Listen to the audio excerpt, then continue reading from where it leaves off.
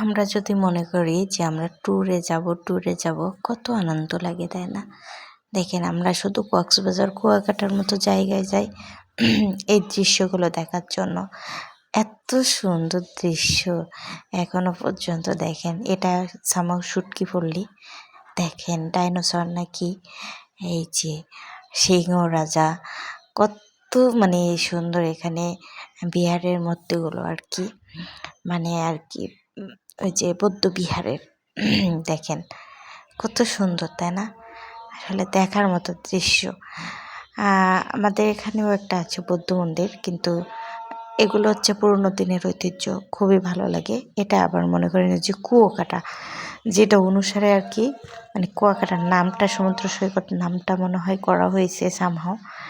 তো এর ভিতরে এই যে প্রবেশ করতেছে, এই দেখেন বৌদ্ধদেবের মূর্তি, কত কিছু দেশে।